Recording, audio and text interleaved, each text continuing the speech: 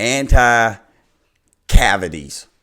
So this morning I am in there brushing my teeth, and there's this bottle of stuff, and it is, I'm not going to tell you the name right, I'm not a promoter, but it says anti-cavity.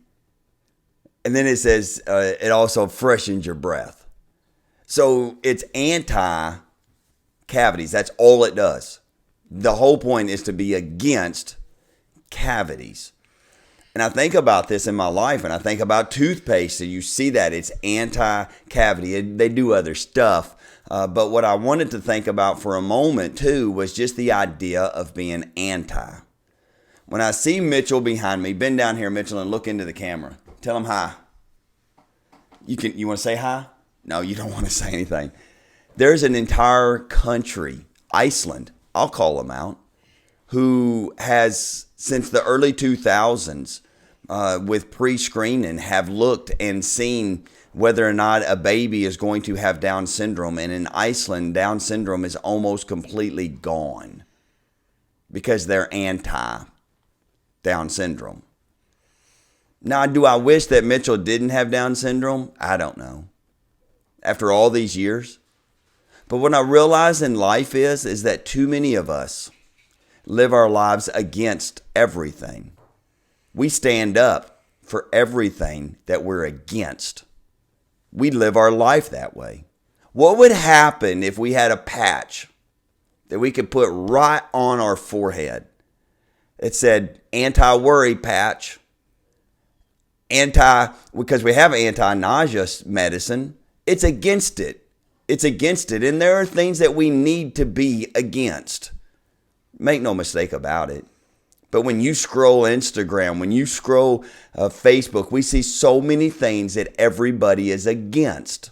They're never against worry. They're never against doubt. They're never against the things that we are not supposed to be doing, but we do them anyway. So I want you to think for a moment. Bend back down one more time, Mitchell. Let them see your face. Yeah. I want you to think, what are you against? But not that. I want you to flip it for a moment. I want you to turn it different. And what are you for? See, I'm for Mitchell. I'm for having clean teeth, which means that I got to be against cavities, and I have to brush twice a day is what I do. 2 minutes each time, and then I wash my mouth out with some kind of rinse, probably every single day, once or twice a day. I haven't seen it, but I wish I did. What am I for? Because, see, I'm living my life for something. I'm living my life for Jesus.